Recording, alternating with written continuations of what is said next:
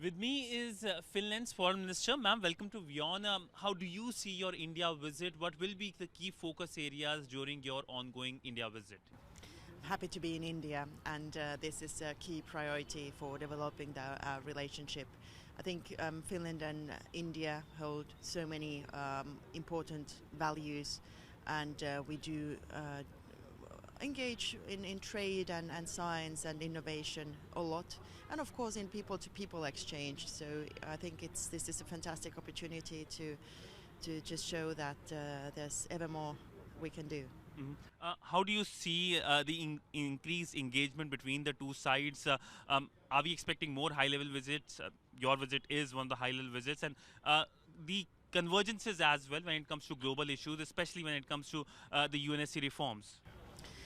Yes, well, this current government in Finland has been in office for 8 months, and this is the third ministerial visit already to India. So it just goes to show that we really prioritize India a lot. And I'm sure that there will be high-level visits also going forward. And we, of course, welcome Prime Minister Modi to visit us in Helsinki anytime. I think what comes to the reform of the UN, it's very much needed in order to reflect the realities of today. And Finland, of course, supports India's membership in the Security Council. Ma'am, when it comes to the European continent, it's been almost 2 years since the Ukraine conflict started. What is the current situation as of now? Well, it's not a conflict. It's a war of aggression that Russia is waging against Ukraine. Ukraine as a sovereign country has the right, based on the UN Charter, on obviously its sovereignty and territorial integrity, and also now the right to defend itself. And I think it's the moral obligation of the entire world to help them in this struggle, because Russia is blatantly in violation of the treaties and international law and the UN Charter. And if we don't stop them now, will this perhaps encourage other authoritarian states to do whatever they like? We need the rules-based world order, and I think India is an important partner in this.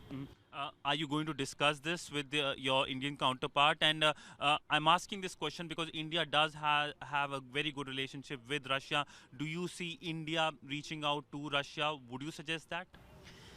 Well, India, as an emerging power and also being the largest democracy in the world, I think it is in our hands to change the course of the world. Do you want to have an authoritarian world where the people on the street don't have a thing to say on what comes to their, work life, what comes to their everyday choice of as consumers or being able to be entrepreneurs, or on the political side? That's the Russians' choice. And I don't think India wants to be in that. And also what worries us a lot in Nordic countries is that there's increased cooperation between Russia and China. And I don't think we can leave the world to our children and grandchildren in a place where only the most powerful, only the most ruthless authoritarian states have the say. Ma'am, your country became part of the NATO grouping as well. How has it strengthened your security? It has indeed strengthened our security, and we joined NATO in order not to offend anybody, but simply to also contribute to the overall European security architecture. Finland has always invested very heavily into defense because we were in our past invaded by Russia or Soviet Union back then, and luckily we were able to fend them off because we as a small nation, we defended ourselves, and we were able to remain independent and not became part of the Soviet sphere.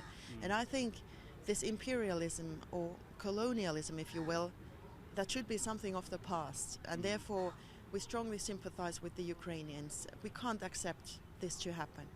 Ma'am, coming back to India relationship, how do you see India, Nordic and the Baltic relationship panning out? In fact, there's the India-Nordic annual summit, the biannual summit as well. How do you see this engagement going up in future?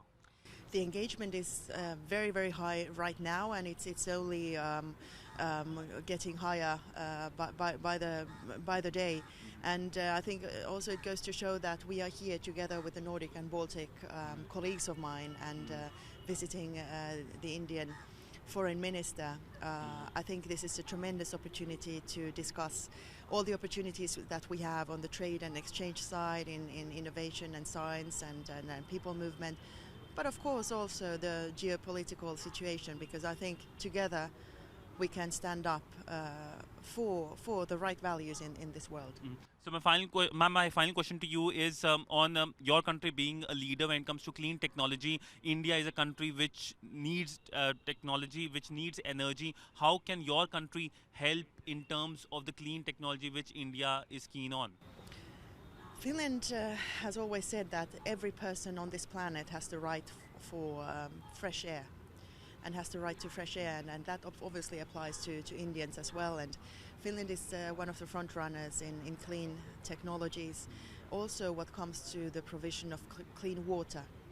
And I think together our companies can do very, very much, and we are happy to invest in India and of course have Indian investments back at home. Well, on that note, thank you so much for speaking to WION. Thank you so much, ma'am. Thank you so much. With video journalist Sidhant Sibal for WION in New Delhi.